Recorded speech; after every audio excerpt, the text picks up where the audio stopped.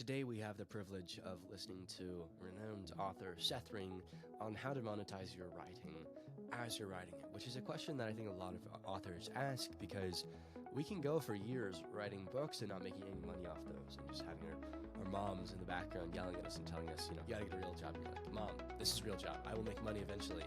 I'll make the big bucks, but you don't have anything to show. So this is an episode on how to impress your mom with earning money while writing your books, which if you're like me, that sounds incredible. So in all seriousness, levity aside, this is a great episode. I think it's one of the best we've done. Seth is so wise. He's been doing this for 4 years full time, has written over 40 books, some of which I absolutely adore and my sisters adore. So I highly encourage that you listen to this, even if you don't want to earn money while you write, and even listen to it if you just want to serialize your fiction or build a sustainable writing career.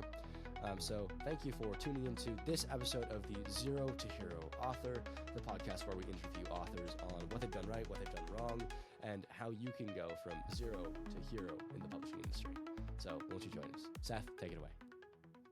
So thank you so much, Seth, for coming on today. Would you mind telling us kind of who you are, the things that made you the man you are today, and why that man started writing? Oh man, okay, so that's a lot. First, my name is Seth, as I've been introduced by, and I am a full-time author. I've written 40-some books. I have a bunch of different series out, mostly in the fantasy space, but a little bit in the sci-fi as well. I have been writing full-time for maybe 4 years now, enjoying most every second of it. Not always, but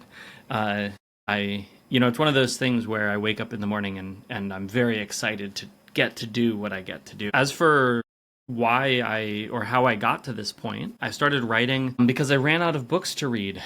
I never really wanted to be an author. I loved reading though, and would have considered myself a professional reader. But eventually I just sort of ran out of books to read in particular genres that I was enjoying and thought to myself, it can't be that hard to write a book. And then it turned out to be really hard. But I discovered a love for crafting stories and for communicating through the written word. And over time, just sort of got to the point where I was like, hey, maybe I have a book or something here that I could take out to people. And then I became incredibly obsessed with the business model around self-publishing. And as a result, really dove deep on sort of the business side of publishing. And then woke up one morning and was like, oh man, I'm spending more time and making more money publishing than I am at my full-time job, which I also really enjoyed. And so at that point, I thought, maybe I'll just make the switch. And since then, my career has evolved. I have been traditionally published as well as doing the indie thing. And I would consider myself very much a hybrid author. My stories all exist in the same world, or really in the same shared universe. And so I tell all sorts of different stories in all sorts of different micro genres inside the fantasy space, inside the lit RPG space specifically, that all have the same fundamental rules underneath them. And my sci-fi is actually in the same space as well. So I've had a tremendous time over the last few years building out my worlds and telling my stories, and I'm excited to keep doing it for a long time.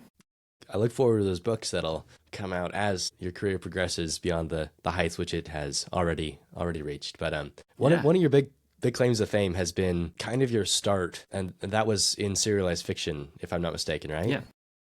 Do you mind talking a little bit with? I know some people aren't as familiar with web novels. What are those, and why did you read them and then eventually start writing those? Yeah. So web novels are an evolution of the serialized format. So way back in the day, paper was super expensive, and so people wouldn't be able to buy books. And so people who were educated and wanted to read would read serialized work. You might think of it like a newspaper or a magazine, something like that, periodicals that would come out. And then eventually, as the ability to print sort of loosened, people would include little stories in these periodicals as a way to get more sales, right? Because if you read a little bit of a story and then you have to wait until the next one comes out, you're more likely, if you enjoyed the story, to go pick up the next episode or the next edition of it.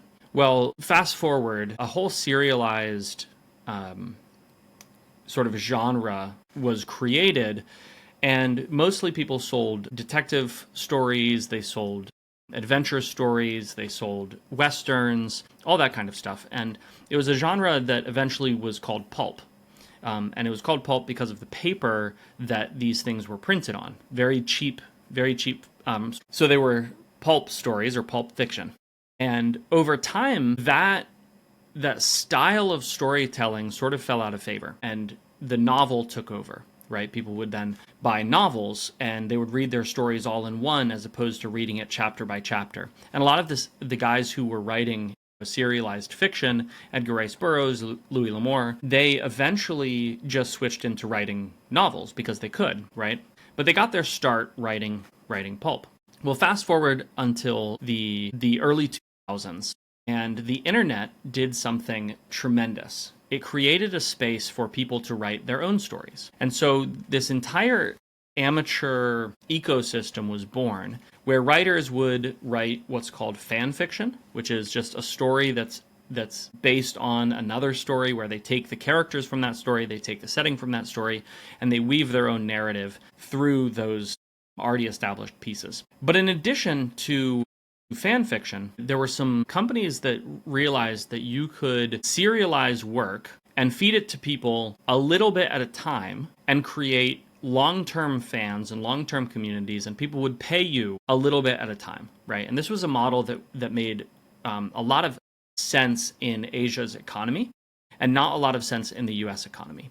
And so on the US side, we were still very much in sort of the novel space, whereas in a lot of Asian markets, the fiction really shifted into a serialized format. Well, fast forward to like 2013 or so, you started seeing more and more books from China, from Japan, from Korea, and Russia being translated for the English market. But instead of bundling them as a normal book, they would just sell them as a serialized book. Though I missed a step there, because before they started selling them as serialized books, fans, people who just really enjoyed them, would translate them and do unofficial translations of these stories, and they would just post them as like blog posts almost on a website or on a forum. And you could go and you could just scroll through and you could read all of these different posts. And then you might support the person doing the translation by either, interacting with the ads on the website or, on their blog, or by supporting them directly through something like Patreon. Well, one of these websites called Royal Road, at the time it was called Royal Road L for Royal Road Legends, which was the game setting of the story Moonlight Sculptor or Legendary Moonlight Sculptor that was being translated on this website, right? So Royal Road was the game that these characters played. Eventually, Royal Road turned into a amateur writing website where you could go and you could post your own fiction, and you could read other people's fictions, and you could interact with each other's stories. Well, I started writing on Royal Road. I started reading on Royal Road in probably 2013, 2012, something like that. And then in about 2015, I started writing a little bit here and there. And a couple years in, I realized that there was an opportunity to serialize my work and also make money from it.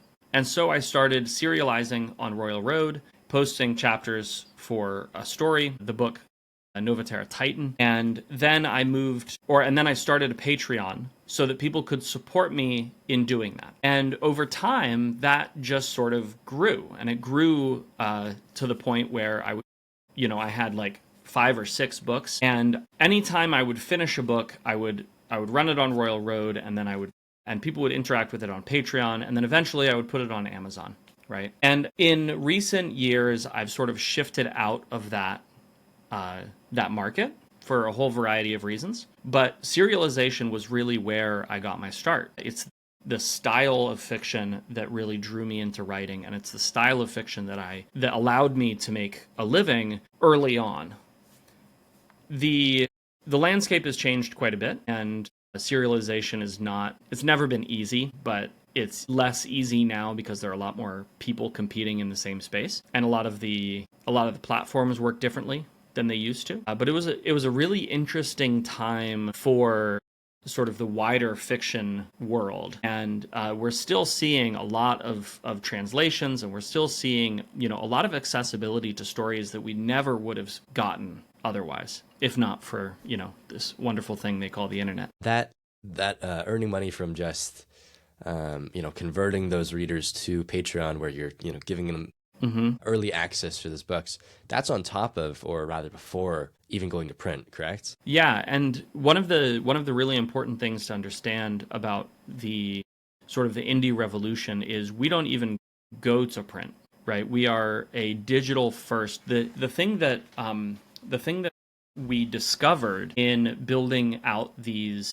particular platforms, this particular pipeline that was like amateur writing website to Patreon to Amazon, is that you could go entirely digital first. You could completely cut out the overhead of having to print and warehouse books. You didn't have to worry about distribution because distribution was automatically handled for you. And the royalties on the books were better than if we had been selling print, right? If you sell a regular print book for $20, if you're the author of it and you see $1.50, you have a great contract. Most people are seeing 75 cents, right? If you go to Amazon with a book and you pay, and somebody pays you $4.99 for your book, you're making like $3 something, right? $3.40. And that's just unbelievably, that's unbelievably better than trying to sell a print copy. Then you go to Patreon, and if a book takes 2 months or 3 months to post, you're going to end up, making $5 to $15 off of every person who subscribes. And they're subscribed. So that is an ongoing thing that they're going to be paying you for, right? And so what we discovered was that by shifting our focus from a physical product that somebody could have in their hand to a digital product, we were not only just completely bypassing all of the extra cost, but we were actually attracting a different reader. It's interesting. So my buddy just launched Ironbound, and so I have it here on my desk. But you look at this book, and it's like gorgeous, right? It's really nice. And it's fun to hold in your hand, and it's fun to take places and read and like engage with. But you're probably, if you're buying this physical book, I automatically know a couple of things about you. First of all, you're probably only going to read 12 books like this, absolute maximum, every year, right? Because the very, like, the method of engaging with a physical book introduces you to a lot more distractions and all of that kind of stuff, right? Whereas for somebody who's primarily reading digital books, that person is going to read 25 to 300 a year, right? It's just a completely different scale. And so if I'm, as an author, selling or writing, 5, 6, 12 books a year, then the physical reader is not going to be able to necessarily keep up with my release schedule. But this is the thing about web novels. People expect you to write 2,000 to 4,000 words a day in order to feed their habit, right? And so if you can monetize that much content, that much story, then you can make a really good living. The thing is that if you monetize that much content, but you have all of the overhead of having to print books and warehouse books and stuff like that, it's just not going to work, right? And so the digital first approach to publishing, which was, again, really what the indie revolution was about, ultimately it hinged on these particular kinds of readers who will read the equivalent of a 600-page book in 4 or 5 hours, right? Sometimes I'll release a book and I'm getting people who have finished the entire thing 2 hours after I've released it. These people are flying through the books. And so it's a very different mindset, right? It's a very different style of storytelling. It's a very different way of approaching what traditionally was this sort of physical only medium. Between ebooks and audiobooks, the lid has completely blown off the thing, right? And the ability to put chapters at a time up onto a website and have people pay you for them, like there are so many different ways now of monetizing that didn't exist before. And that really has just opened up the door for a lot of people like me who aren't necessarily writing what a publishing company wants to publish. We're writing general market fiction, but we're writing pulp. We're writing fun stories. We're writing stories that aren't necessarily character driven, which is very much in vogue and has been in vogue for a while with publishing companies, because they're looking for the next great American novel. That's not what we're writing, right? We're writing fun. We're writing something that people can grab and enjoy and not have to think too deeply about. Hopefully good, but certainly not the next great American novel. And I would say on top of that, because you have the initial monetization possibility of, going through Patreon or Ream or all these different things where you're converting from those different sites, it's almost like cheating, because it's kind of like having thousands of beta readers who are, helping you improve with everything. It's the old study of the photographers who are told to, one group is told to take as many photos as possible, the other group to take one, perfect photo. I think that serialization is probably making these writers better than those who are spending years and years upon a single book, because they're improving with such rapid turnaround. But I think it's so cool to look at that. I agree with what you just said, though I'd add a little caveat. We have to be careful with the term better, because better for a given value, right? Or better in a given context. Because my model allows me to practice and engage in something called deliberate practice, which is a very, very efficient way of improving. But all of my improvement ends up being funneled towards market fit, right? And it's very important to differentiate between a book that is written with market fit in mind and a book that is a standalone piece of art. So very occasionally in publishing, you'll have a book that is written as a distinct piece of art, and then also just so happens to perfectly fit the zeitgeist, and it perfectly fits into the space where it needs to, and it becomes a classic, just an unbelievable phenomenon. And then you have books that are written as a standalone piece of art and are unbelievably good, right? The writing is fantastic, the characterization is fantastic, the plot is perfect, and yet they barely sell at all. And they barely sell at all because the zeitgeist, the general mood of the time doesn't fit the book, right? But if we look at them objectively, we can say these are amazing books, right? These are amazing. And then sometimes you have books that just fit the zeitgeist really, really well. And objectively, you can look at them and say they're books, right? They're not outstanding literary masterpieces and literary works, but they fit perfectly into the times. And so they become incredibly popular. The question is, will they be popular in 2 generations when the zeitgeist has changed? Probably not, right? They have their moment, and then that's it. And then we have other books that just so happen, right? Those unicorn books that just so happen to fit perfectly, and they last forever. And so I think it's important when we're talking about good, like what is good fiction, we have to set our terms. We have to say, like, are we talking about good in terms of like it sells a lot? Are we talking about good in terms of the people who read it really enjoy it?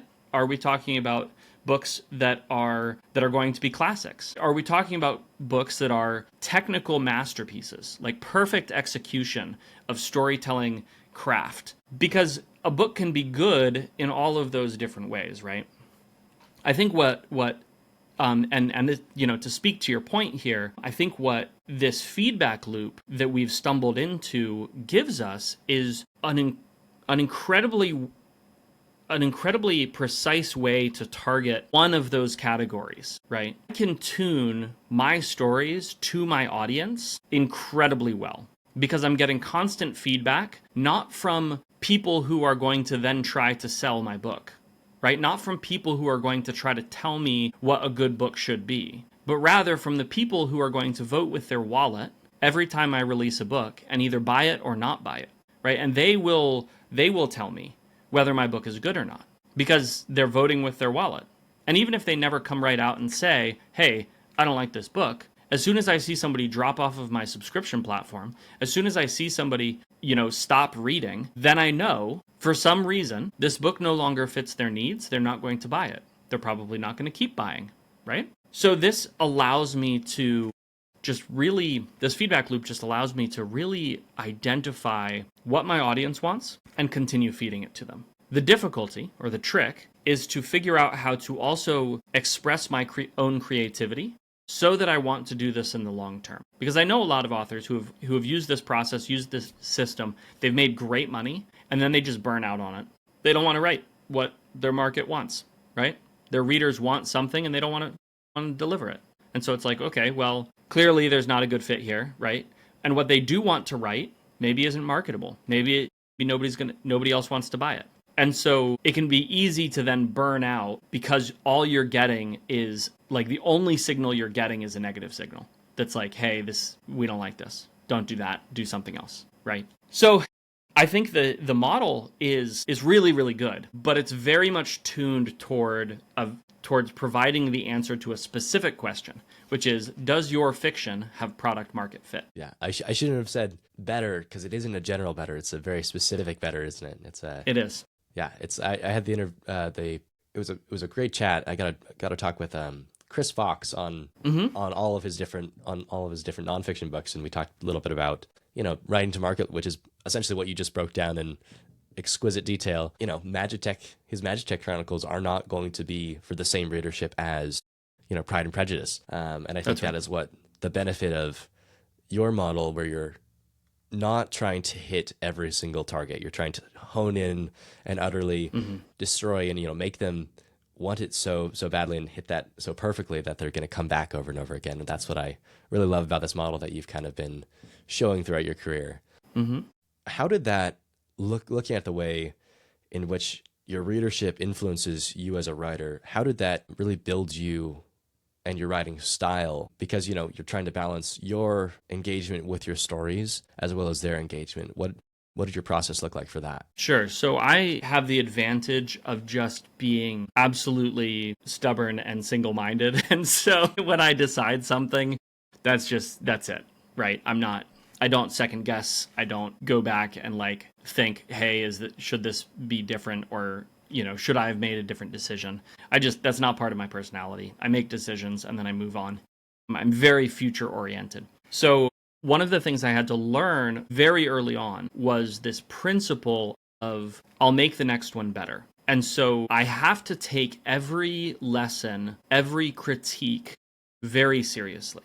And I try to take every critique of all of my work very seriously. And I never look at it through the lens of, when somebody leaves me a negative comment, that means that I'm a bad person, right? Because my writing and me are very different things. My writing is my writing, and I'm myself. And my writing is something that I produce, but it has no reflection on who I am as an individual in terms of my value, right? So I can write bad work. And I have, throughout my career, I've written some books that I've then gone back and read and been like, ooh, Seth, why'd you make those choices? These are just not good choices. And it's painfully obvious that these are the wrong choices for the story, for this story. Why would you do that? Right? So it's not like I'm completely separated from my work.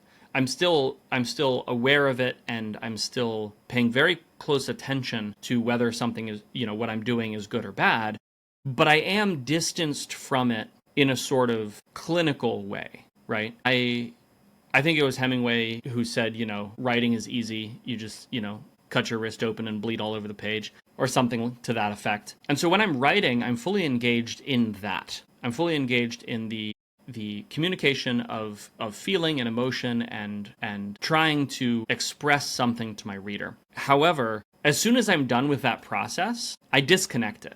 I just put that aside and say, okay, it is now words written on pages. It is a story. The intent has moved from me expressing myself to a thing I'm trying to sell. And as soon as something becomes, a product, something you're trying to sell, you have to treat it differently. It doesn't matter if I like it. It matters whether my audience likes it.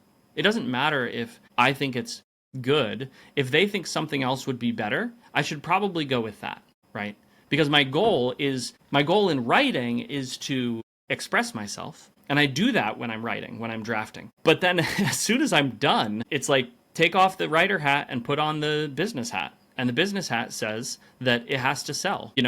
I am very fortunate to be in the position that I can take a lot of risks, that I can try different things, that I can write different kinds of stories. I'm not, stuck just sort of churning out the same content. And so my stories and my series are quite varied, though there is sort of a personal genre that runs through it. But the business hat says I take every piece of feedback very seriously. I critically examine whether they are correct or not. And when I say correct or not, I mean in the context of the business hat. Will what they're saying improve the story in a measurable way that will allow me to sell more books? And if the answer to that is yes, I need to very, very seriously consider taking whatever piece of feedback they've given me, internalizing it, and making sure my next books are tuned that way. Now, you'll notice there that I said next books.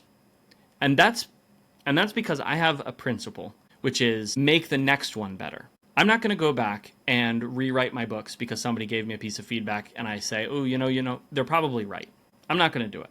Instead, what I'm going to do is I'm going to keep it in mind. I'm going to write it down on a piece of paper. I'm going to internalize it. And then when I write my next book, that will be at the top of my mind to make sure that I don't make the same mistake twice, right? But I very much value forward progress as opposed to simply rehashing the same thing over and over again. My revision process is very light. By the time I've worked incredibly hard to develop my craft to the point where I can tell a story and it is just about what I want when it comes out, right? It is 95% of the way there. I can do the last 5% of polish and then I can ship it. And this is, again, it's the interaction between my creative brain and my creative hat and my business hat, right? Because one of the downsides to the serialized model and the kind of fiction that I'm creating is that volume matters. You simply cannot expect to succeed, at least in the short term, potentially in the long term, but you cannot expect to succeed on one book every 2 years, right? And in fact, for the mass majority of people who write one book every 2 years, they're just not going to succeed because they never have enough volume to find their audience. And because they never have enough volume to find their audience, they never gather a big enough audience that the audience grows itself, right? And so generating higher volume allows you to overcome that.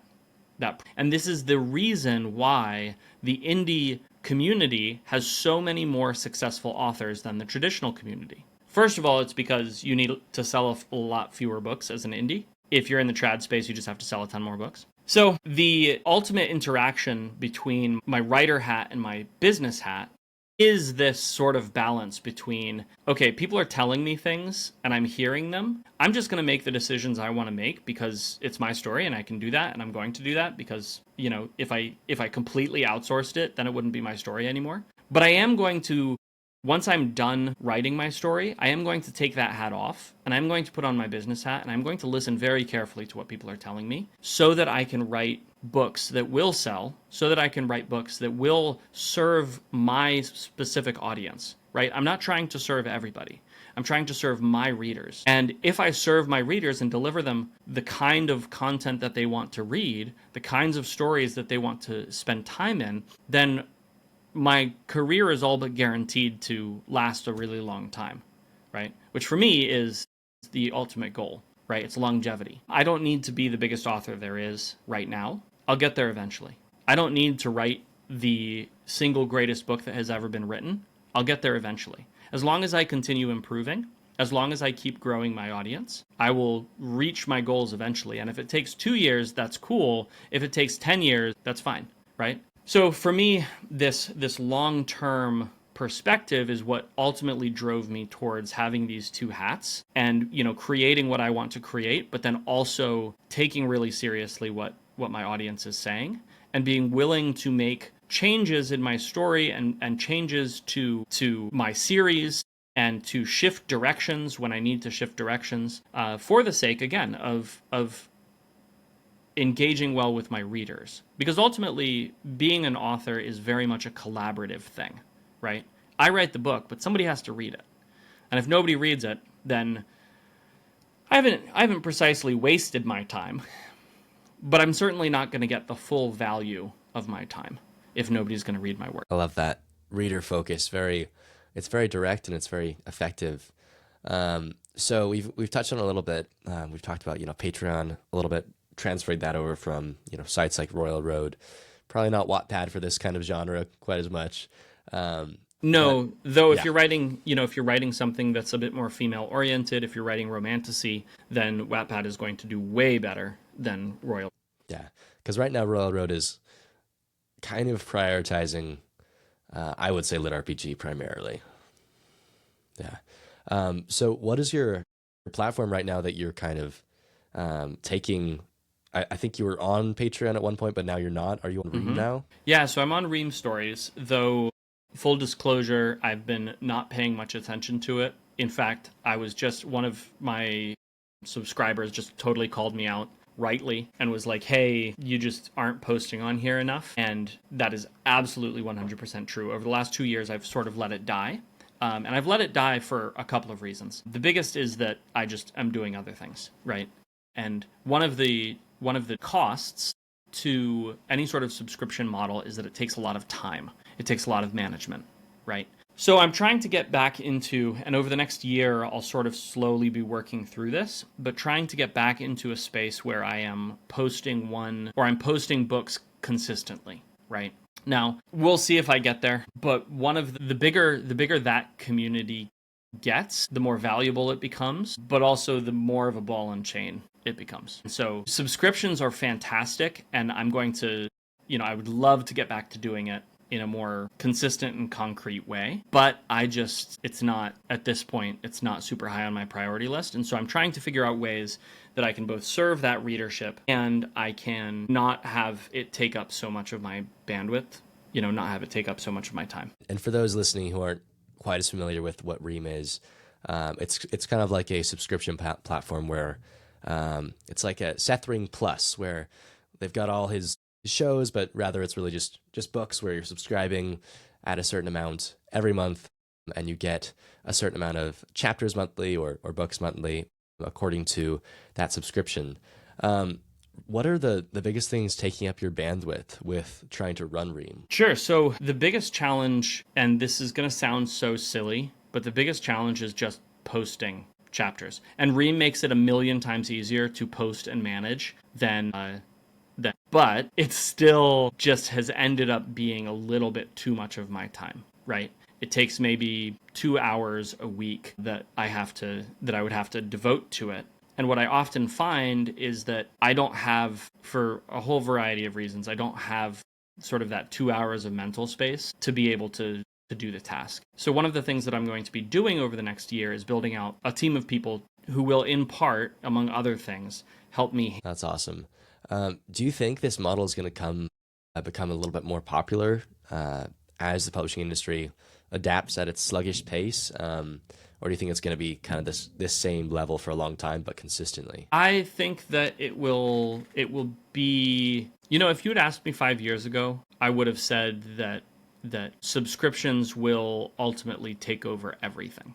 But what I've come to realize is that there are just different kinds of readers out there. There are readers who just want to write a book. There are readers who just want to read a book, right? They're going to go to their store and they're going to buy a book like that. There are readers who are going to want to read in audio. They're going to want to listen to their books. There are readers who have the time to go online and go to a website like Royal Road, and they'll read on Royal Road. There are people who will want to read through the subscription, right? And all of these different people are now being served. Before they weren't. So I think that subscriptions are going to grow. And I think that we're going to see it more and more common that authors are going to supplement their incomes through subscription. But I also think that the people who are interested in subscribing are a particular reader group, and that reader group is not the same as the reader group who buys on Amazon. They're not the same as the reader group who buys physical. They're not the same as the reader group who buys audio. And obviously there's always some crossover, but really what we're doing is, instead of seeing subscriptions sort of take over market share, I think what we're doing is just adding another slice to the pie, right? We're just squeezing more people into the total market. But I do think that there are, through subscriptions, a tremendous number of opportunities for people to build really cool communities. And I think that we're seeing more and more that fans want to vote with their wallets. They want to buy the things that the authors they like put out, and subscriptions are just another way that can happen. What would you say in the broader context of the publishing industry, the future is going to look like, or is that kind of your idea of what the future is going to look like for the industry? So I have a lot of spicy takes on what the future of the industry is going to look like. I think that hybrid is the future, that people who are like me and know something of the business side of this, I think that we're going to see increased market ownership by authors as opposed to publishers. I think that mechanisms for breaking into distribution will become easier. I think that agents are going to have a bad time of it, and that ultimately we're going to see publishing companies really only approaching authors who have proven that they can produce the kind of work that sells, rather than accepting, submissions from just people who haven't done that, right? And so I think the future will be ultimately controlled by authors who can marry the creative and the business sides together. I like that, because it's not, sometimes we have the doom and gloom, trad is going to die. It's inevitable. But I think that is much more likely that it's going to have to go from, being the monopoly to, okay, we're still something of a monopoly, but, we got to make sure they sell first. Well, so here's the thing, is that, that people who are on the trad is going to die train don't quite understand about how the industry works. The physical book market is still a major force. And if you are an indie author, you do not have enough money and capital and, like human capital to be able to print and distribute your book at any meaningful, scale. And so if you want to scale, you need an absolutely massive company that has connections everywhere to be able to put your book in front of millions of people. The indie model is amazing, right? I have sold a tremendous number of books, relatively speaking, but I've sold them to relatively few people comparatively, right? In the print model, if you sell 1 million books, you've probably sold 1 million books to 1 million different people. I have sold well over 1 million books, not to 1 million different people, right? And so this is just a different thing. And in the print world, if you sell a book to somebody and they like it, and they put it on their shelf, they are forever reminded of you every time they see it. And when somebody else is like, hey, what book should I read? They can pull it out and they can put it in the person's hands, which improves their chances of reading the book significantly, right? Holding something in your hands is going to make you more likely to execute on it. This is why if you're ever walking around in a market or anywhere that people are hand selling stuff to you, they will often try to put it into your hand as you're standing there, because you are way more likely to buy it, to execute on the action, to read the book, whatever it is. So the thing about trad is, like, the physical distribution models, there's advantage to them. And those physical distribution models are almost impossible to get into unless you have all the money. And as indies, we don't have the money. Trad has the money. They have the giant support systems. They have all of their distribution already set up. And so when we're looking at like models, it's not that trad is awful. It's that it's very hard to break in. But if you can get into it, if you can get a deal and get mass distribution, then all of a sudden it moves you into a completely different space, a completely different market than the digital first indie market. Now, as a digital first indie person, I have to sell fewer copies of my book to be able to make a living, right? You have to sell more copies if you're in mass distribution for them to be willing to give you a second shot, to give you a second deal, to continue working with you. But at the end of the day, both models work, both models have their advantages, and the people who are going to win are the people who can take the best things from both of them and combine them together, right? And carve out a space for themselves in this constantly shifting landscape. And the publishing companies are not going to just disappear. They're not going, like, somebody has to service those markets. And so they will continue to service those markets. They might change a lot, right? And I think they will. I think ultimately they're going to slim down. Ultimately, they're going to create a more streamlined models. Ultimately, they're going to adopt a quicker pivot in the way that the indie model is organized, right? Our advantage, or one of our advantages, is that we can react to the market. Trad can't react to the market. Every book that they decide to publish, they're anticipating a market 2 years from now, right? It takes nothing into consideration that happens between now and then. It's just saying, hey, I think this is the direction we're going. Here's a book. Let's roll the dice, right? Whereas I'm literally writing for a market that I'm in the middle of. I'm writing a book right now that, you know, will come out in December, and it'll go through editing and it'll go through its whole process before it comes out in December. And the fact of the matter is that I am existing in the conditions that determine the mind frame of my reader in December, right? It's October now. We have 1 month, and then my book is going to come out, which means that I can create that the art that I'm creating is timely, right? Trad doesn't have that advantage. But do you know what they have advantage in? Press. The ability to put tremendous amounts of money into advertising. The ability to essentially pick what everybody sees, you know, around Christmas as the book to buy, right? The story to read. This is the one. If you're going to buy somebody a book for Christmas because they're literary, this is the book you should be buying them. I can't do that, right? I don't have access to TV. I don't have access to radio. I don't have access to print. I don't have access to any of the PR stuff, right, that a traditional publisher has access to. And so their goal, ultimately, is to pick the best books that they can pick and then shape the narrative around them and shape the discussion, right? I'm just reacting to it. And people who are in my position, who are on the indie side, we're just reacting, right? It's the difference between, you know, flying by instrument and flying by the seat of your pants, right? And the reality is that somebody who can fly by the seat of their pants is going to be a better pilot in the very short term, but somebody who can fly by instrument is going to be more consistent in the long term, right? And so these are very different things. And again, it's one of those situations where we don't say one is better than the other. We say they're different, they do different things, they're aimed at different goals.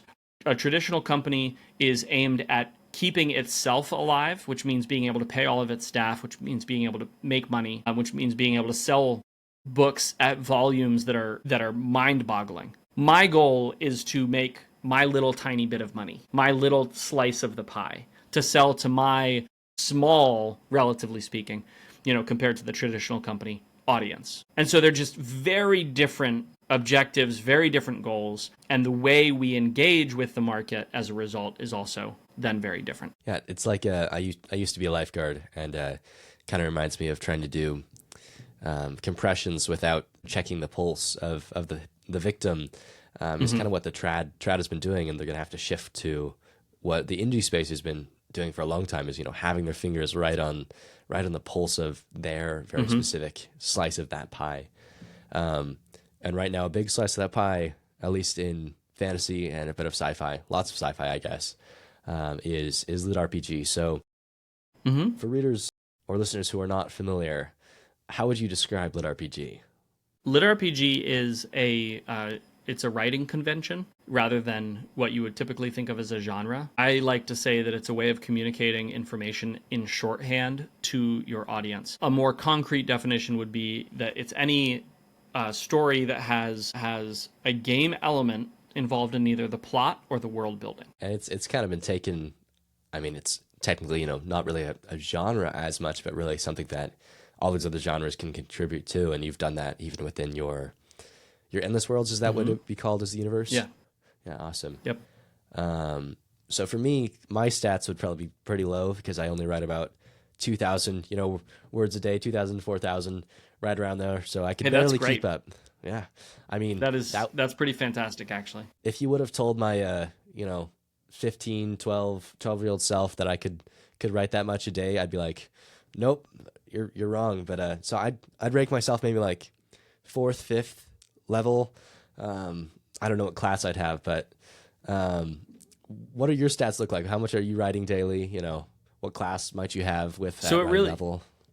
it really depends. Yeah, so it really depends. On a sort of regular writing day, I'm aiming to write about 10,000 words in my morning writing session. And then if I get an afternoon writing session, I'm trying to write around 10,000 more words. Normally what ends up happening is my morning writing session, I usually hit between 12 and 13,000. And then in my afternoon writing session, I'm writing 5, 6, 7,000 words additionally.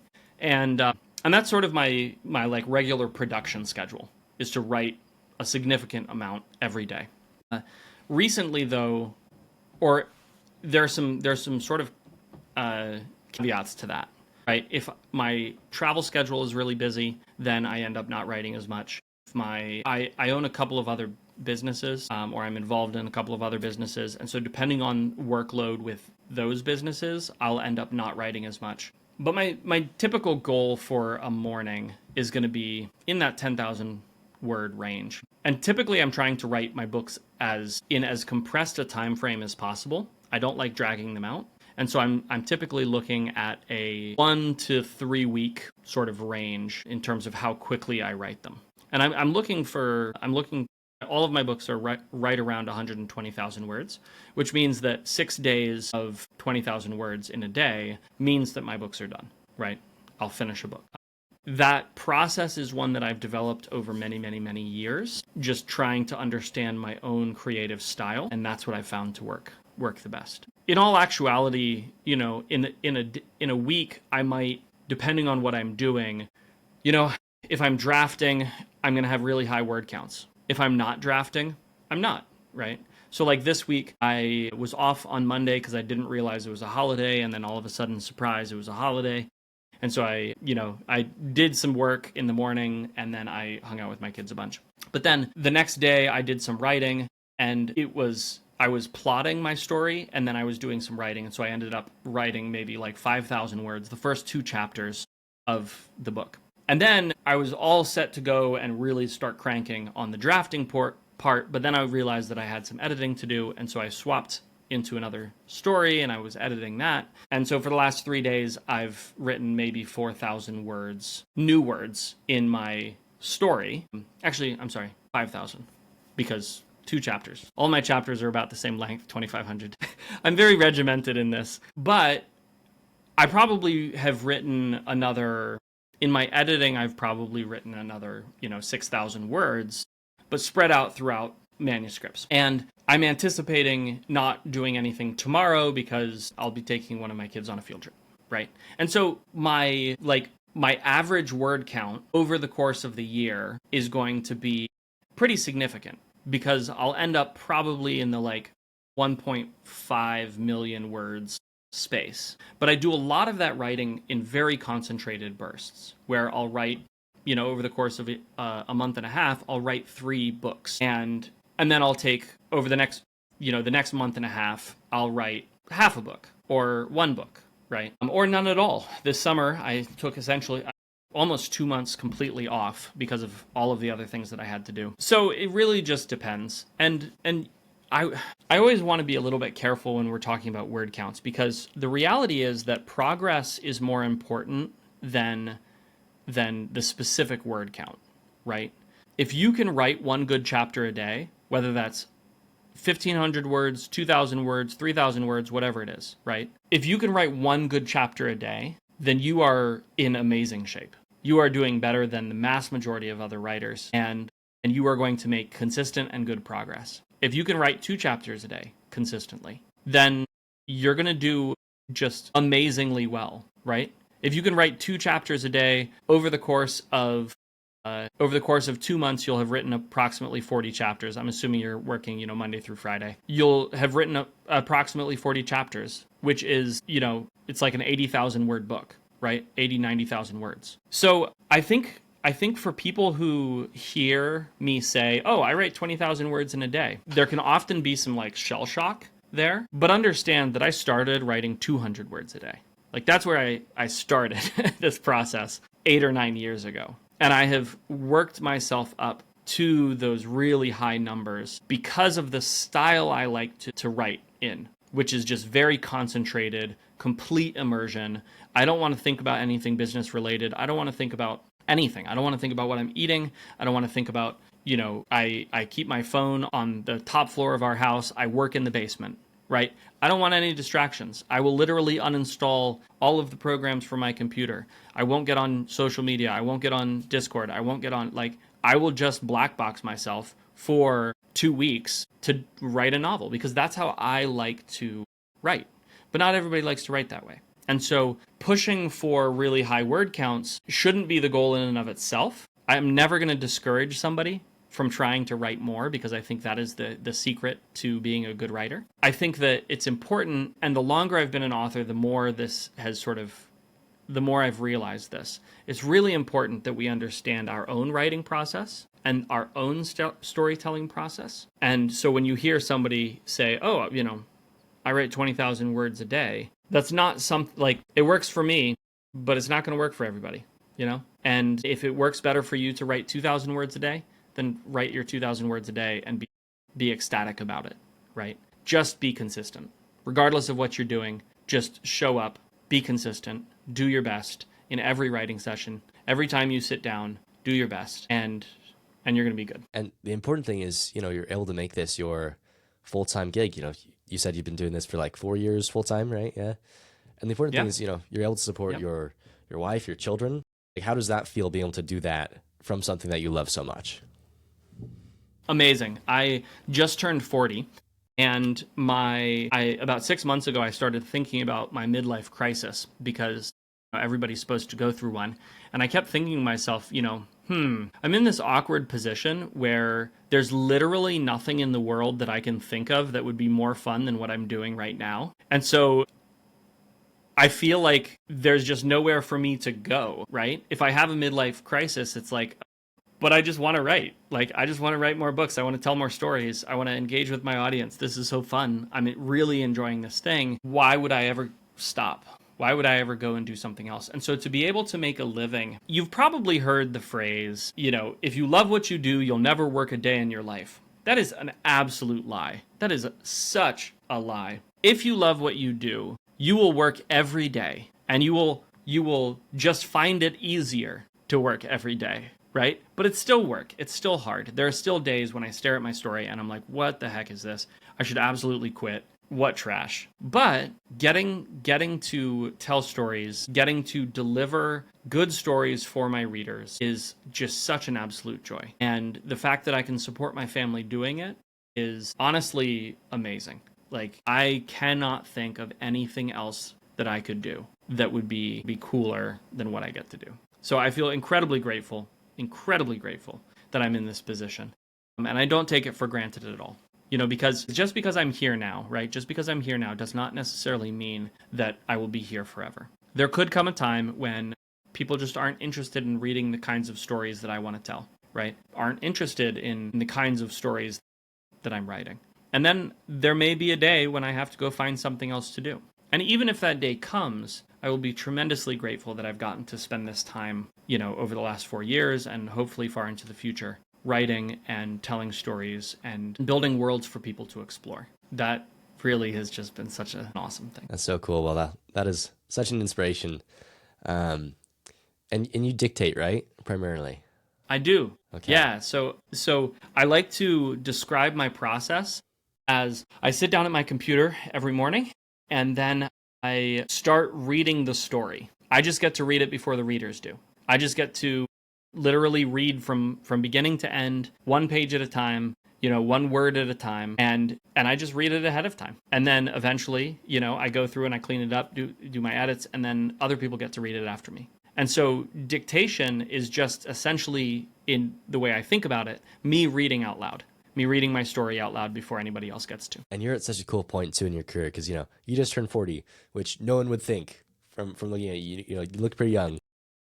I don't know. I got some gray peeking out here. I don't know. It's just it comes with the sage cheer. I know it was kind of crazy. You were saying that. I was like, oh, I did not know that. That makes me feel really young. My father's basically your age. Yeah, that's so cool. But I mean, now you're in a position to kind of branch out too, because, midlife crisis, that's usually where people are tending to start writing instead of already being 40 books in. So, Yeah. you're doing I zero do go strategy hard. games. Yes. Are you running or working with zero strategy games? I'm one of the owners Okay, of sweet. ZSG. Sweet. Well, congrats on the Kickstarter wrapping up today. Thank you. Yeah, we're really excited about it. The Sheep is Uh, such a fun game, and we're pumped to get it into people's hands. I'm excited to play it, and I'm excited to slap a plushie up on that shelf. Yeah, there you go. What do you think is the? Let's just say I selected from my audience a random person and brought them before you, before the throne of Seth Ring, and told you, okay, it is your job to, in as little time as possible, condense your wisdom into these. I almost said mana crystals. Nope. And just tell them, how would you go from where you are as a zero writer to that level? Yeah, what would your words to that person be?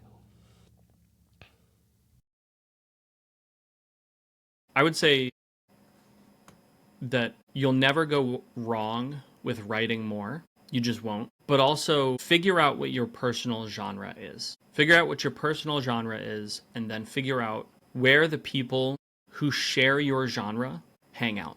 Because those are going to be your core fans. And that's all you really need. You don't need a million raving fans showing up on, publishing day, clamoring for your book. That's not what you actually need. What you need are, 1,000 people who will consistently support you, consistently buy your work, year over year. The million raving fans will eventually come if you can build that group of 1,000 fans first, right? And in order to build that group of 1,000 fans, you have to figure out what it is you write. You have to figure out your own personal genre.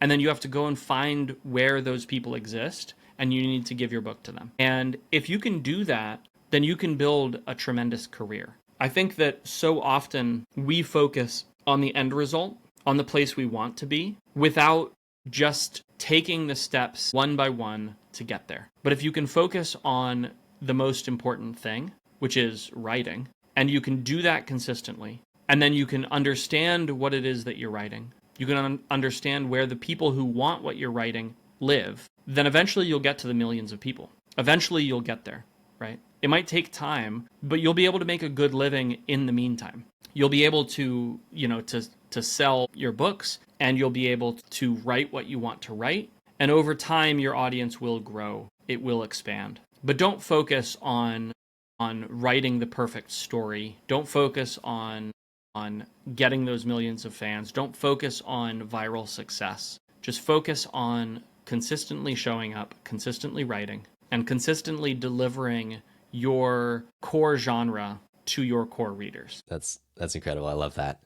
Well, thank you so much for coming on. We're gonna wrap up with some kind of rapid fire questions.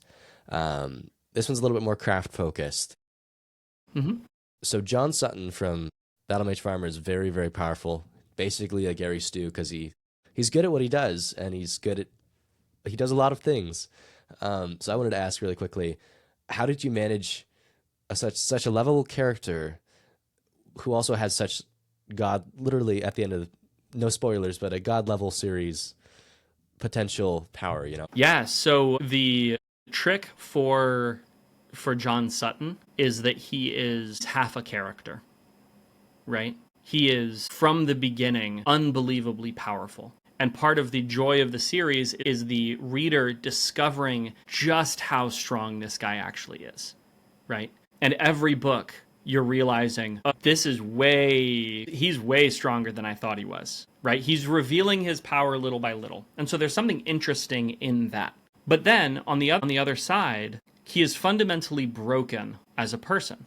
And so there's a tremendous amount of space for me to explore him growing and leveling up in his relationship with other people, in how he's reacting to situations, in his willingness to put himself forward, in his willingness to take on responsibility, right? And so you can have a completely OP character, but throughout the series, he is learning to apply his power properly. He's learning that there are some situations where he can't just blow the person up, right? And so I think that's what you do. You build characters that, if you want to write OP, which I love writing OP, it's my favorite thing ever. You build OP characters, and then you give them some sort of flaw, though not in the traditional classical sense. Because in the traditional classical sense, his flaw would be something like, he's self-centered, right? People are more complicated than that. Humans are just complicated creatures. And so he is self-centered, John is self-centered in some ways, and in some ways he's not. In some ways he's kind, right? He is gruff and grim and cares for no one, except that you find out he actually really does care for people. And he's gruff and grim because he cares for people so much. And so, and you know, he's been thrust into this situation against his will, but he is ultimately going to take responsibility because he has the power to take responsibility. And so he's in the process of learning about all of those things. He's in the process of learning about himself. He's in the process of being shaped by the people around him. And that, I think, is what's important. The thing that makes a Mary Sue character boring is that they never change. Is that there's nothing about them that shifts. For John, he is just essentially able to do whatever he wants to do. There's nothing out of his reach. The question is, though, is he going to do it?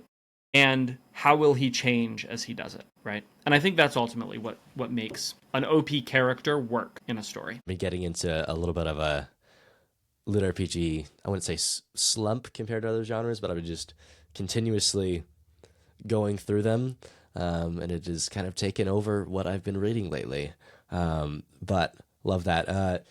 My sister, I have 3 younger sisters, and 2 of them have read the entire Battle Mage Farmer series. One of them is currently reading the first book, but I asked them if they had one question they could ask you. Okay. And so I'm gonna read you what Piper and Lydia, my two youngest sisters, asked. They said, "Will we see John and Ellie's kids within the Endless Worlds? And more specifically, will we ever see any adventures of Gorlax and Ferdy's daughter with any of John's kids? Because I think a miniature version of John and Ferdy's dynamic would be so cute." Yeah, so I'm actually in the process of working on a series. My hope is that it'll come out next year that will feature some of those characters. Ben is probably going to be one of the main characters because we never really get to see we see him sort of grow and bloom, but then we sort of lose sight of him, and we never really get to see him come into his own. And he's got a really interesting power set and a really interesting way of interacting with the world that I would love to explore. And so getting to see, Ferdy's daughter as one of the characters for that series, along with some other people, would be, I think, really cool. So I will say yes. Yeah, we will probably see them. They will be elated. They also asked me to ask if John does get another aspect, which I think it's probably safe to bet. Will that aspect be the aspect of overalls? It should be. Yeah, I think so. Okay, I'll tell them. So if you could live anywhere in the Endless Worlds, and you had one spell to start you off, or one ability, where would you live and what would that one spell be? Oh my goodness, that is an impossible question. I will say that though our heroes make the most of them, most of the worlds in the Endless Worlds are not nice places. I think, though, that's a really hard question. I think I would want to be in the Valley after the Battle Mage Farmer series ends, or on Verdant. That's probably where I'd want to be. And if I could pick a single spell, it would be some sort of long-range teleportation ability that would allow me to travel, some sort of void jumping ability that would allow me to just travel wherever, to any world that I could get the coordinates of. I think that would be really cool, so that I could go and visit places. Yeah. Though again, most of the worlds in the Endless Worlds are ultimately fairly lethal. Nova Terra would be pretty cool too. Going to Angaril would be pretty sweet. So it's a hard question. It's a hard question. You'd probably be safe if you could befriend, Thorn or John. I would touch you. Yeah. Well, that's the nice thing about being born in the Valley, right? Is you have access to the eternal flame. And if you have that, it doesn't matter if you died. Pretty good. as much. You're pretty safe. Yeah, that's right. Well, thank you so much for coming on. This was such a fun chat. I learned so much, and I'm sure that for sure. the audience did as well. So where can we keep up with you? Where can we track your writing, track your books, track your, these companies that you're working with to expand your horizons? The best place is just SethRing.com. SethRing.com is going to be where you'll find pretty much everything, all of my series and all of that kind of stuff. I do want to give a special shout out today. That is the day we are recording this. The Battle Mage Farmer webcomic came out on Tapas, and I'm super excited about that launch. The first episode was unbelievably good, and I'm so excited to read the rest of it. But the first season, I think, is coming out in short order here, and Tapas is like a webcomic site, so it's the Battle Mage Farmer webcomic. So I'm very excited about that. But SethRing.com is going to get you anywhere you need to go. It'll get you to my YouTube channel if you're interested in sort of the business of writing. It'll get you to my various social media platforms and give you the most updated information about my books. Awesome. Well, again, thank you so much, Seth, for coming on. My pleasure. Well, Seth, thank you so much for coming on. That was such a good episode. And to you, dear listener or viewer, thank you so much for making it through this podcast episode, whether that is video or in the audio format. Both are wonderful. Really appreciate it if you would follow this podcast on your Apple devices or Android devices if you lean that way. It was such a fun discussion. Thank you guys so much for making it all the way through. As you could tell, I was fanboying a little bit out with Seth on his books. It was a great opportunity for me to chat with him on writing and on his books. So thank you for tolerating that side of me as a fanboy. Go check out his website. As he said, there's some great stuff on there. It's a beautiful website. You should also go check out that webcomic. It looks absolutely stunning. I've read the first couple episodes and it's still periodically coming out. So I highly recommend that. And thank you to you, dear viewer, for following us on this journey and wanting to become a hero author. So I hope this episode has taken you a little bit further away from zero and grown you towards that hero. Blessings.